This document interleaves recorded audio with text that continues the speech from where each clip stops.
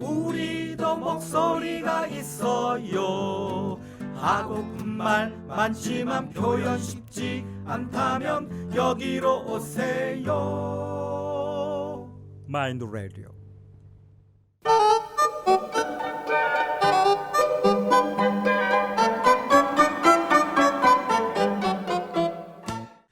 안녕하세요.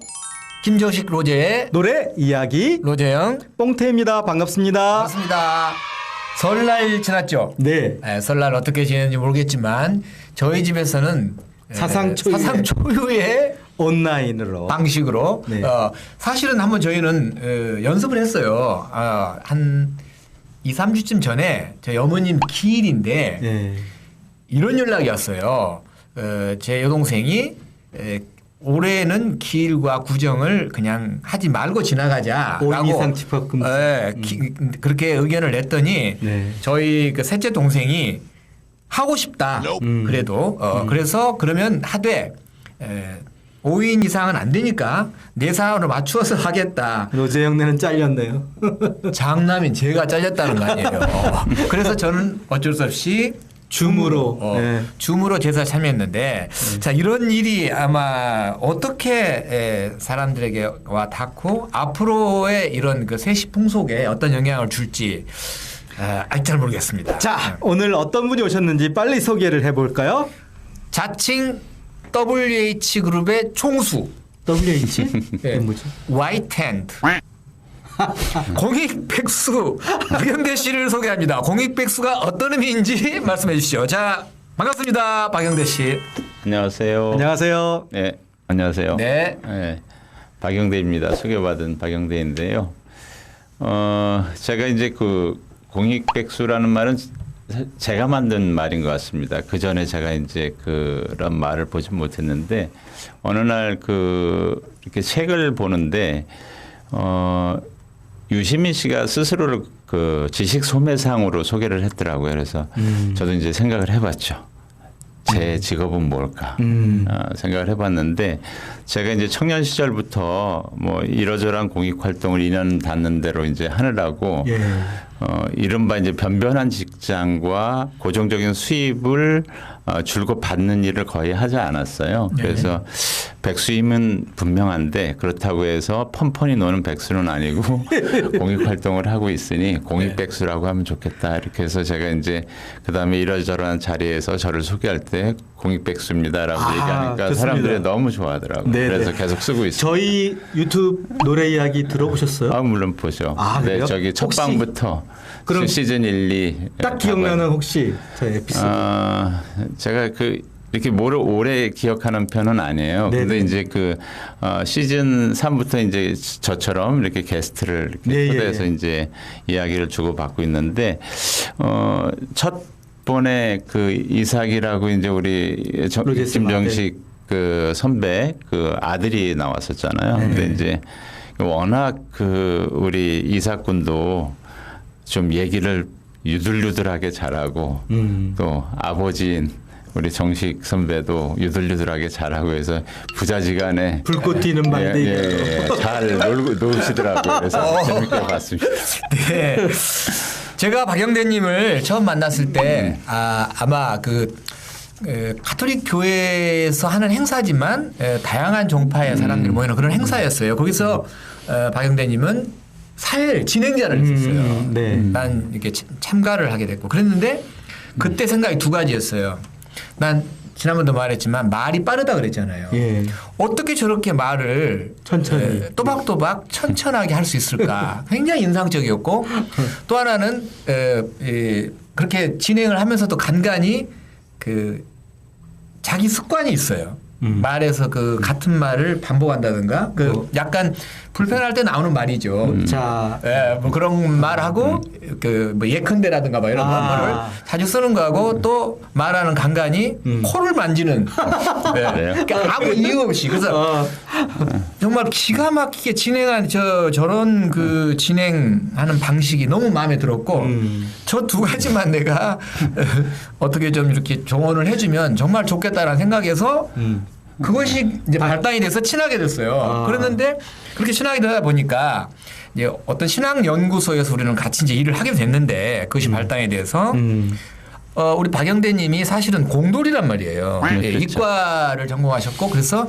직장까지 사실은 그 전공 따라서 갔었는데 바뀌어서 이제 인문학 분야인 신학 연구소로 왔는데 어떤 계기로 그렇게 인생의 변화가 있었는지 들려주시죠.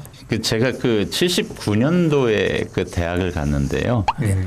그때는 뭐 잘 아시는 것처럼 우리 한국 현대사의 격동기라 그냥 대학을 다니는 사람 누구나 좀 이 세상의 변화를 위해서 뭔가 좀 해야 한다라고 하는 그 의무감 뭐 이런 걸 조금씩 갖고 이제 살 수밖에 없었어요. 근데 뭐 저도 그랬고요.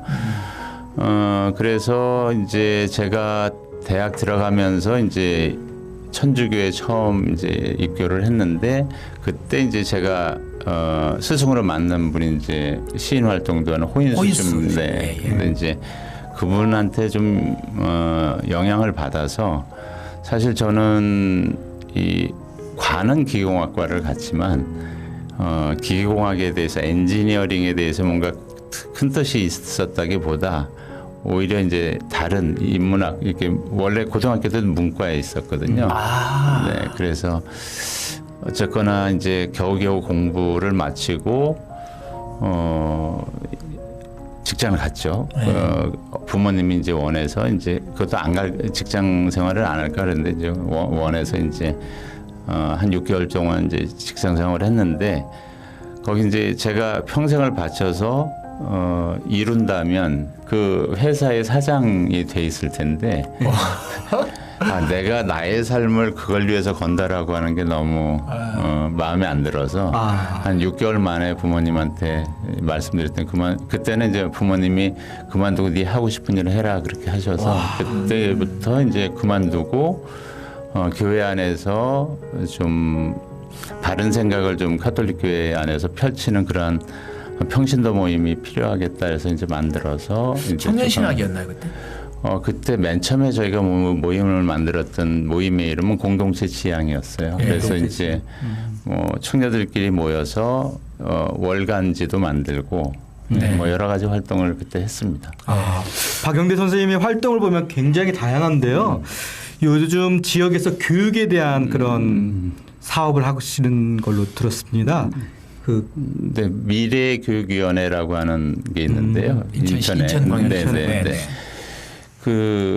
제가 사실 그 고등학교 졸업할 때까지 문과를 다니면서 저의 꿈은 교사가 되는 거였거든요.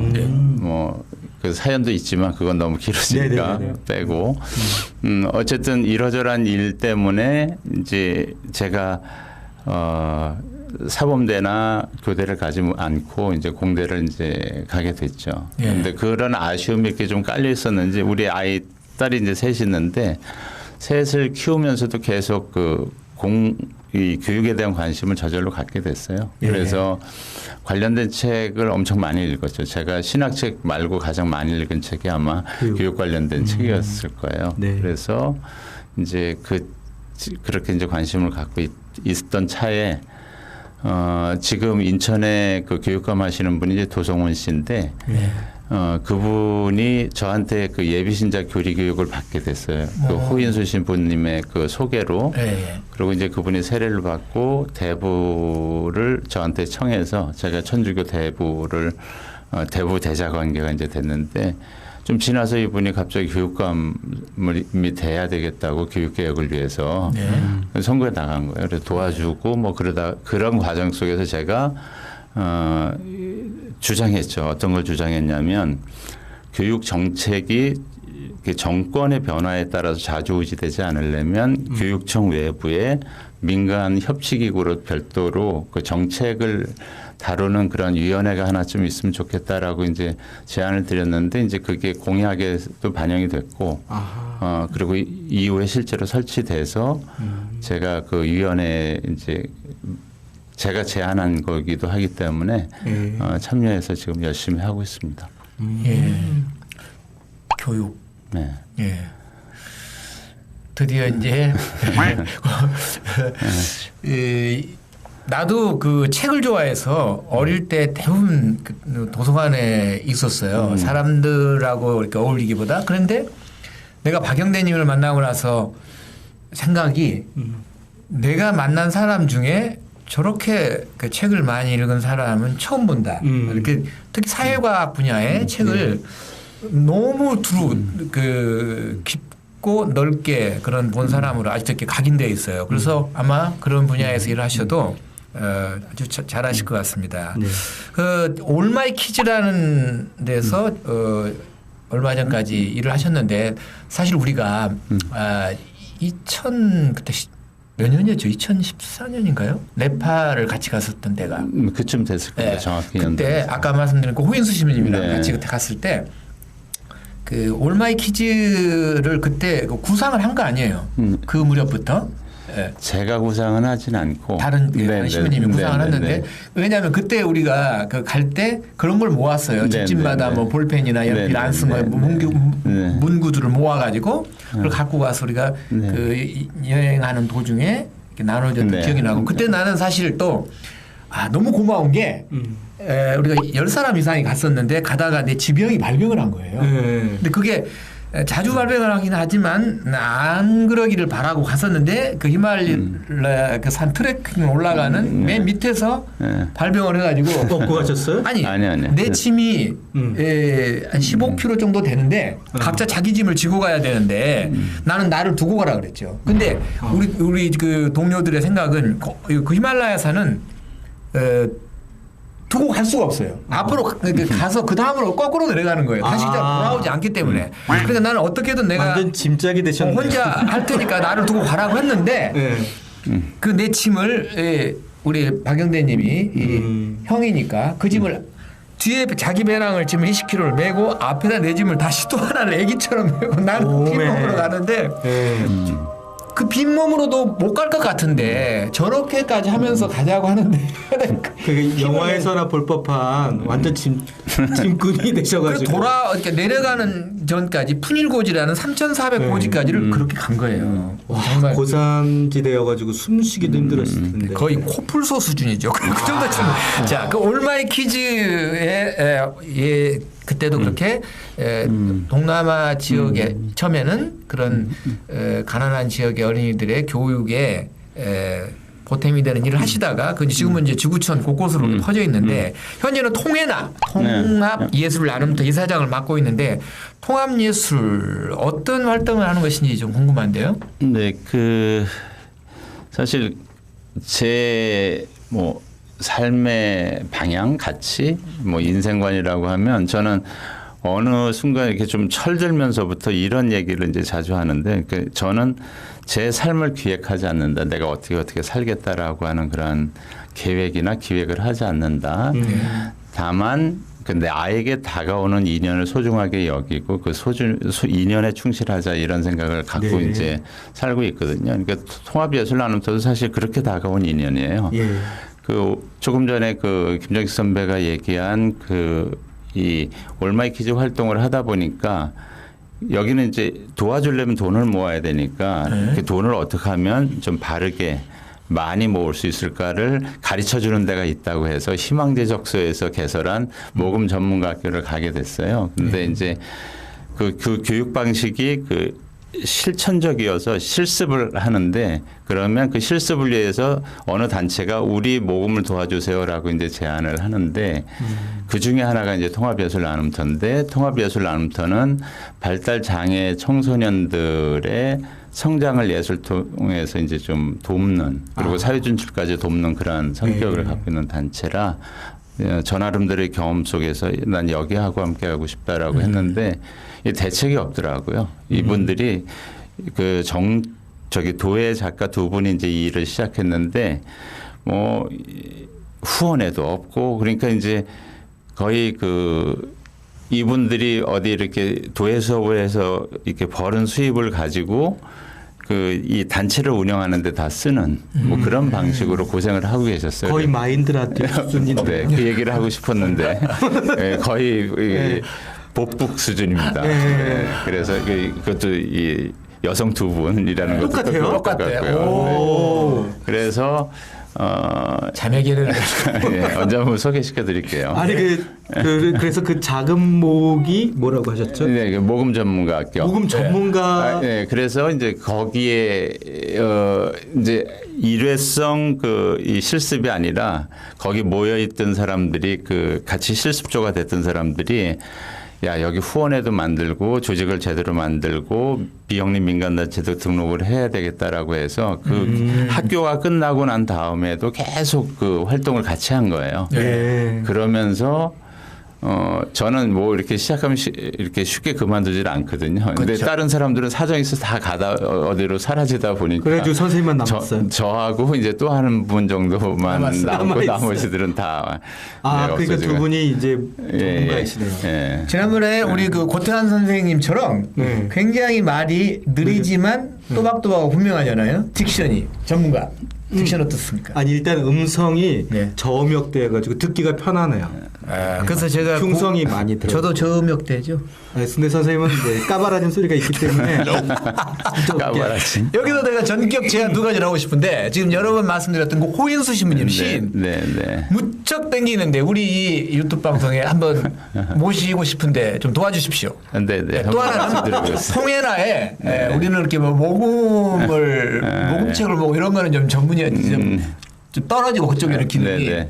예술로 해서 네. 우리의 예술에서 뭔가 무슨 할 수 있는 일이라면 저희도 동참하고 싶고 네. 또 저희가 주변에 같이 활동하고 있는 여러 분야 도자기나 미술이나 네. 음악 분야에 여러 분야에서 함께 하고 싶다는 생각 네. 제안해 드리고 고맙습니다. 싶습니다. 네.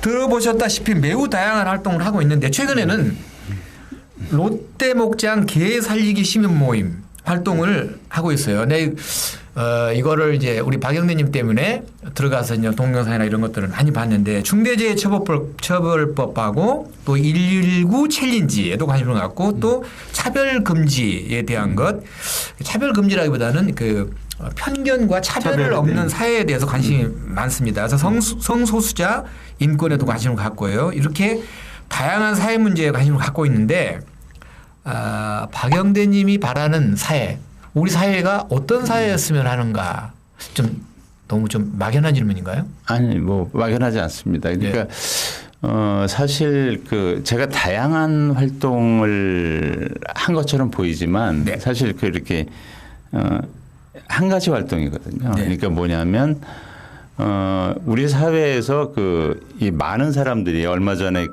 이 김진숙 씨도 이제 오랫동안 이제 이 청와대까지 걸어오셨는데 이 상식 수준의 그 요구나 제안을 하기 위해서 너무 많은 것들을 걸어야 되는 거예요. 뭐 단식을 하거나 농성을 하거나 길거리에서 이 엄동설 안에 자거나 막 이런 일들을 하고 있잖아요. 그래서 제가 뭐 바라는 사회는 그냥 상식 수준의 그런 요구를 할 때 그렇게 뭔가를 많이 걸고 해야 되지 않아 그러지 않아도 되는 사회만 돼도 얼마나 좋겠는가라고 생각을 하는 거고요. 제가 했던 많은 일들은 뭐 그러한 목소리를 내는 사람들이 뭐 제가 그 세상을 변화시킬 수 있는 힘은 없으니까 그러니까 그들이 너무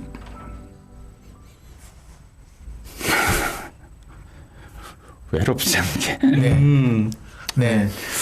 최근에 아까 잠깐 말씀드린 저희가 우리가 하는 방송 시간이 무척 짧긴 한데 그 롯데 목장 개 살리기 굉장히 얘기가 많을 것 같아요. 그렇지만 엑기스 좀 짧게라도 좀 소개를 해주면 좋을 것 같아요. 그것도 이제 제가 이제 뭐 인권 문제에 관심이 많았지만 동물권까지 갈 줄은 이제 몰랐는데 우리 딸들도 그렇다. 아빠가 이제 하다가 이제 동물권까지. 근데 이제 그것도 이제 뭐 그런 거죠. 제 아는 지인이 이제 동물권 관련된 이러저러한 활동을 하는데 이제 인천에서 계양산에 롯데 목장이라고 하는 곳이 있어요. 개 불법 농장인데 거기에 이제 270마리라고 하는 개들이 이제 식용으로 키워졌는데 이제 계양구에서 이걸 철거라고 하니까 이게 이 주인이 벌금을 받지 않으려면 이 개들을 어쨌든 다 도살을 해야 되는 그런 그렇죠. 상황인 거예요. 네. 그래서 그건 좀 아니지 않는가 그래서 이제 그 동물권 단체들이 그 긴급 개입을 해서 구조를 했고 예. 이제 이러저런 활동을 하고 있는데 사실 인천은 동물권 단체들이 없고 그런 활동가들이 별로 없거든요. 그러니까 이제 인천에 사람을 좀 찾다가 이제 저한테 그런 지인이 제안을 한 거죠. 이러이러한 활동을 하는데 함께 할 수 없느냐라고 얘기를 했는데 그 제안한 사람이 저는 그 완전히 믿는 사람이거든요. 그러니까 이 사람이 제안을 한 거라면 네, 지옥이라도 같이 가지 그러고 이제 받아들여서 이제 활동을 하고 있어요. 그래서 네. 지금은 뭐 시나 구에서는 뭐 그 나몰라라 하는데 이 엄동설안에도 이제 자원봉사자들이 거의 매일 네. 한 적게는 한 대여섯 명 주말 같은 데는 많아서 한 10명 이상이 모여서 그 개들을 그 먹이고 보살피고, 다 예. 보살피고 또 있죠. 입양도 길을 보내죠. 찾고, 예. 네, 해외 그러니까 입양을 보내고 있습니다. 정말 인권의 동물권의 모든 나 그런 동물권이라는 말 오늘 처음 들었거든요. 사실. 그러니까 인권이라고 할 때 저런 거는 무슨 권리라고 해야 되는데 동물권이라는 네, 말을 처음 동물권. 듣는데 네. 아주 그 가슴에 와닿고요. 존경스럽습니다. 며칠 전에 뉴스에 보니까 부산에서도 그 네. 동물원을 오래전부터 네. 폐쇄를 했는데 네. 동물들 그대로 방치가 된 거예요. 네. 그러니까 네. 처음에 사올 때는 굉장히 비싼 동물이지만 이렇게 되었을 때 어떻게 하는지에 대해 아무 대책이 없으니까. 네. 그래서 그 거기 가서 지금까지 몇 달 동안 울면서 막 먹이를 울더라고요. 아까 말씀하신 거죠. 막 그대로 맞아요. 그대로 둘 수 없지 않느냐. 예.